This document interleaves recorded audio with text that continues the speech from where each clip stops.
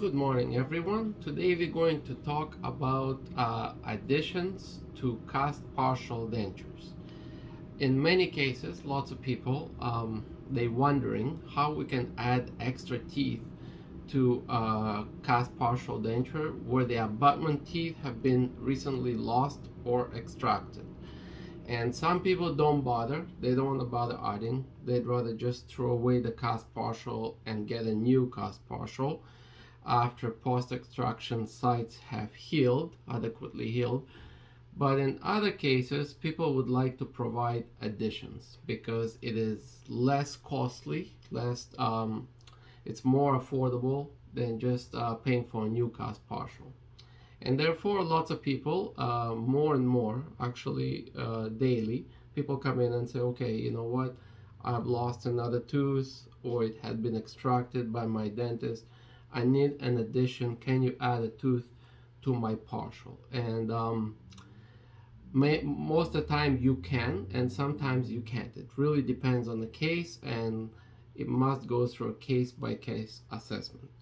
So I'll give you an example today. It's a simple example, and in this particular case, additions were possible. So we have a cast partial here. I'll show you a cast partial. And this cast partial is a few years old, quite a few years old already. And we had, prior to those additions, the abutments were the second bicuspids. So it was numbers 3-5 and 4-5 were existing abutments with cast clasps. It had cast clasps for partial support. And now those were crowns. Those crowns were recently lost. They were recently lost, and the patient is a retired patient where the funding can be an issue and there is no insurance available. Unfortunately, in this case, the patient is wondering whether additions to a partial can be provided. And as you can see, additions can be provided. So we waited, in this particular case, we waited about 3 to 4 weeks for healing, adequate healing after extraction. Then the patient came in and we took an impression. You always have to take an impression for addition. So we took an impression in the lower arch. We took an impression of the opposing on the upper arch because you have to match the bite. You always have to match the bite. And then you get a bite registration and articulate this case. You articulate it in the laboratory. After articulation has been done, you can start with laser weld addition or extension of the cast base. So as you can see here, we have a cast major connector. We had to extend the base anteriorly, you see. We extended the base mesially, and for that you have to laser weld the whole piece, you see. And then we added a new cast clasp assembly. You see, we've got a clasp here, we've got a clasp here, and we've got lingual clasps for extra support. So the acrylic must be fully stripped before you do the laser weld addition.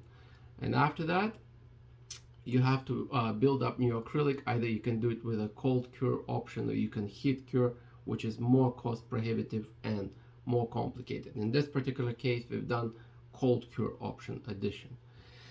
And the patient has basically a brand new, almost like a brand new partial. So we've added 2 teeth, it's a bicuspid and a bicuspid, and we've added 4 clasps in total. And it's almost like a brand new partial. Nevertheless, the patient must know that they'll have to come back and do a reline because the bone will shrink after extraction. It shrinks. Partial denture stays the same size, it doesn't change in size, and all the food particles are going to start compacting underneath, and the partial will start moving. It'll start moving a lot more side to side, and it'll start torquing the remaining abutments, the remaining abutment teeth. To avoid that torque and to avoid retention of food particles, patient must come back and do a chair side reline, or they can do a lab polymerized reline for this kind of partial to make sure it fits properly and to avoid all the food retention underneath the partial. So this is how the addition is done. Hope this helps. If you have any questions, please let us know. Thank you very much and have a wonderful day.